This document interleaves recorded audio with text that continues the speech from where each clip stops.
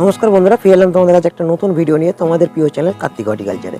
তো বন্ধুরা, আজকে আমরা যে বিষয়টা নিয়ে আলোচনা করতে চলেছি, তোমরা নিশ্চয়ই থাম্বনেলের টাইটেল দেখে বুঝতে পারছো যে আজকে আমরা ঠিক কোন বিষয় নিয়ে আলোচনা করতে চলেছি। তো বন্ধুরা, যে বিষয়টা নিয়ে আমি তোমাদের কাছে আজকে চলে এসেছি সেটা জবা গাছের এই বর্ষাকালে মারাত্মক একটা সমস্যা।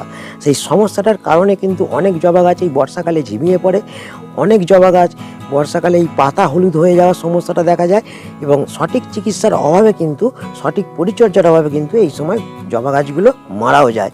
তো বন্ধুরা, এই মারাত্মক সমস্যাটা কি? তো তোমরা দেখো, আমার এই জবা গাছের পাতার নিচে এক ধরনের কালো কালো ছোপ দেখা যাচ্ছে। তোমরা হয়তো দেখতে পাচ্ছ, দেখো পাতার নিচে কালো কালো ছোপ দেখা যাচ্ছে, তোমরা দেখতে পাচ্ছ। এই দেখো পাতার নিচের কালো কালো ছোপ দেখা যাচ্ছে। তো বন্ধুরা, এই ফাঙ্গাসটার আক্রমণের কারণে কিন্তু এই সময় আমাদের অনেক জবা গাছ ফুল আসে না, পাতা হলুদ হয়ে যায়, ঝিমিয়ে কিন্তু অনেক সময় মারাও যায়। বন্ধুরা, এই ফাঙ্গাসটা বর্ষাকালে আমাদের গাছের মধ্যে, মানে জবা গাছের মধ্যে প্রচণ্ড পরিমাণে লক্ষ্য করা যায়।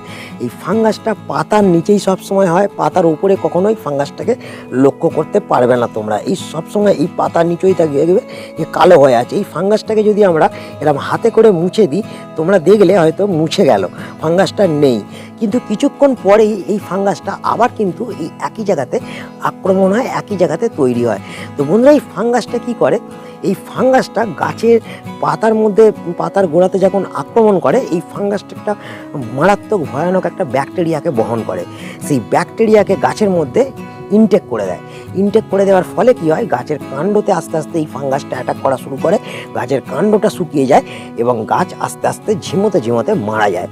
তো বন্ধুরা, এর চিকিৎসা যদি আমরা সঠিক সময় না করতে পারি, তাহলে কিন্তু আমাদের কোনো গাছকেই, জবা গাছকেই এই বর্ষাকালে আমরা বাঁচাতে পারবো না এই ফাঙ্গাসের হাত থেকে।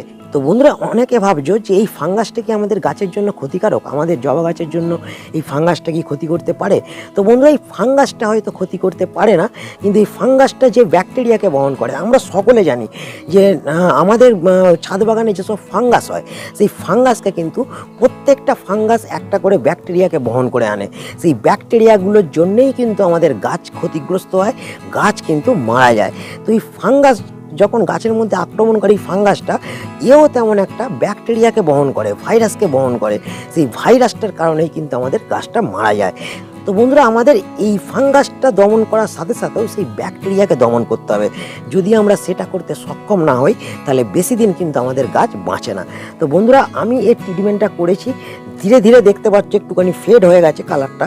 কালকেই আমি এতে একটা ট্রিটমেন্ট করেছি, তো তোমাদের সেটা বলে দিচ্ছি তোমরা কি করবে, কিভাবে এই কালো দাগগুলো তোমাদের গাছ থেকে মেটাতে পারবে, বা কিভাবে এই ফাঙ্গাসটা তোমাদের গাছ থেকে দূর করতে পারবে।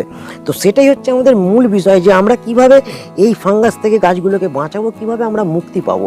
তো বন্ধুরা, প্রথমত কথা, আমাদের এই ফাঙ্গাসের হাত থেকে মুক্তি পেতে গেলে এমন একটা ফাঙ্গিসাইড ব্যবহার করতে হবে আমাদের, যে ফাঙ্গিসাইডটা কন্টাক্ট এবং সিস্টেমিক, এই দুই ধরনের ফাঙ্গাসের ওপর কাজ করবে। তো সেটা কি? তো বন্ধুরা, সেটা হলো সাফ এবং রেডোমিন গোল্ড। এই বর্ষাকালে এই দু ধরনের ফাঙ্গিসাইডই যদি আমরা ব্যবহার করি, এই দু ধরনের ফাঙ্গিসাইডই কিন্তু কন্ট্যাক্ট এবং সিস্টেমিক, এই দু ধরনেরই কিন্তু কাজ করে, মানে মিক্স ফাঙ্গিসাইড যেটাকে বলি আমরা। আমরা যখন কোনো ফাঙ্গিসাইড ব্যবহার করি, হয় সিস্টেমিক থাকে, নয় কন্ট্যাক্ট থাকে। তো এই দু ধরনের ফাঙ্গিসাইড, রেডোমিন গোল্ড এবং সাফ, এই দু ধরনের ফাঙ্গিসাইডই কিন্তু কন্ট্যাক্ট এবং সিস্টেমিক, এই দু ধরনের ফাঙ্গাসের বিরুদ্ধেই কিন্তু কাজ করে। তো এই ফাঙ্গিসাইডটা 1 লিটার জলে 1 চামচ দিয়ে, এর সাথে যে কোনো ব্যাক্টোনাশক বলতে যে ব্যাকটেরিয়াকে দমন করে যেসব ওষুধ, সেই সব ওষুধগুলোকে আমরা 1 লিটার জলে 1 গ্রাম মেশাবো।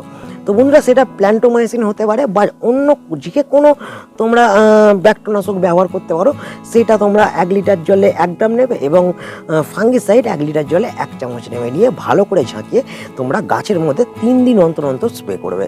তো এই 3 দিন অন্তর অন্তর স্প্রে করলে, মানে 3 দিন অন্তর অন্তর 3 বার যখন তোমরা গাছের মধ্যে স্প্রে করে দেবে, তখন আস্তে আস্তে দেখবে এই কালো দাগগুলো কিন্তু ফেড হতে থাকছে, মানে ধীরে ধীরে ধীরে ধীরে উঠে যাবে।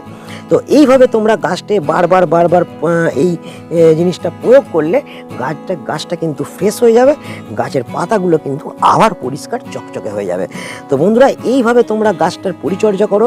এইভাবে তোমাদের গাছের পাতায় যদি দেখতে পাচ্ছ এরকম কালো দাগ দেখা যাচ্ছে, তো তোমরা আমি যেমনভাবে বললাম সেইভাবে পরিচর্যা করলে এই গাছের থেকে দাগ এবং ব্যাকটেরিয়া কিন্তু দমন সহজেই করতে পারবে।